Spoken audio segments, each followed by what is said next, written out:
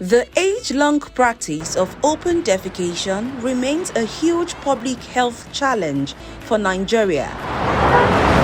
But for many low-income earners, including the homeless, responding to nature's call in open available spaces is the only way to relieve themselves. Those in the habit of defecating outside often do this at night or in the early hours of the morning, sometimes under the gaze of passers-by.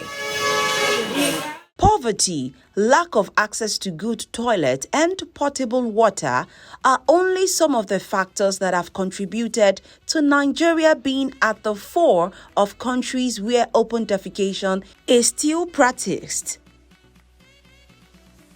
In 2019, Nigeria became open defecation capital of the world, surpassing India with over 48 million Nigerians. About the toilet is very good because this is the bus stop, and many people come from far places, come to this place. There are no bush here, there are no any other places here than to have that toilet. My own area, they do toilets around. If you get to bridges, you see public toilets. But there are some people they used to use the toilet as a business. In spite of the rapid urbanization being witnessed across the country, especially in a city like Lagos, open defecation still thrives. With its massive population and inadequate infrastructure, Lagos is one of the most impacted cities in the country. To understand why this trend continues and areas notorious for it, we took a drive around Lagos.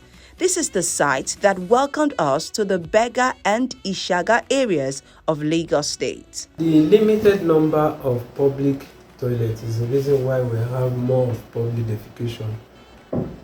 In Abuja, in cities that I know, you have to go a long distance before you can access even one public toilet. So the government have to come in partnership with private entities. They have to build more toilets, they have to build more defecation centers for people to use. It has to be accessible, and most importantly, there should be good sensitization. You have to sensitize our citizens on how to use it. We have to sensitize them on the maintenance. We have to employ capable hands to take care of these public defecation centers for people to use, because it has to be hygienic. No matter the numbers, if it's not hygienic, if it's not clean, there's no way people will make use of. They will prefer to just do their thing anywhere, anyhow, compared to using a public toilet that is not hygienic. Beyond the stench and hazardous impact on the environment, open defecation also encourages the spread of life-threatening infections, diseases, and epidemics. The Lagos State Director of Sanitation, Dr. Hassan Sanouf, speaks to the implication of this disturbing practice. The spike is as a result of the activities in the neighboring states. You know, we have a lot of insecurity and unrest, most especially at the northern part of the country.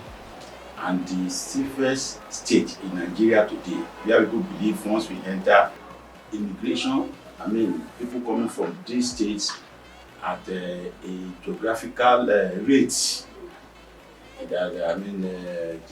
geometrically rate to the expectation. So, and that is pushing much pressure on infrastructures in the state. Why has ending open defecation in the country been such a hard task? Is it a mark of bad governance, or has the culture of openly dumping feces eaten so deep into the minds of many that abandoning it has become unimaginable? What then is Lagos State doing to end this? And will its steps adequately check the problem? Dr. Sanouf rolls out the 4 cardinal plans of Lagos State to end the menace. Lagos State, key to the mandate, and we developed a roadmap to achieve that.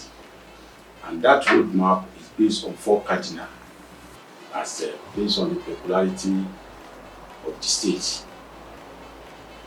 So the 4 cardinals we talk about, the first one is there is need for aggressive advocacy and enlightenment.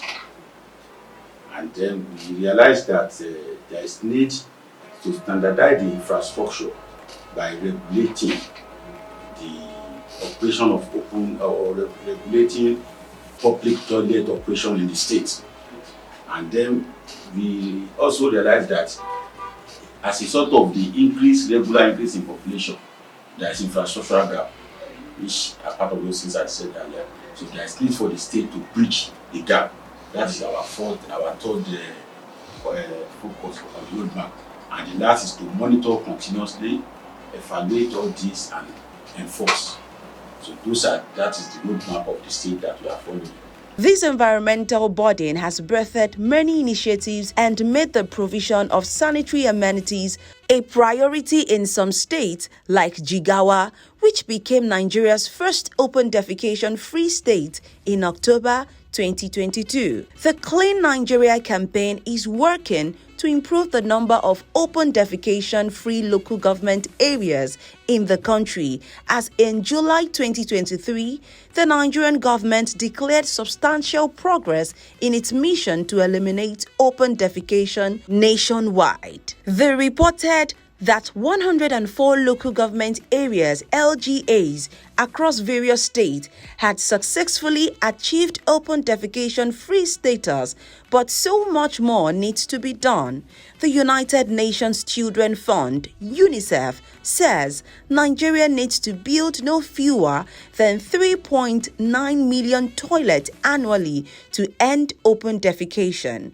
With a dwindling economic fortune and growing population, how possible will it be for Nigeria to address the gap that still exists if the country is to meet up with attaining the 2025 open defecation-free country status target? What is left to know is if the Nigerian government will fulfill its promise of eradicating open defecation by 2025.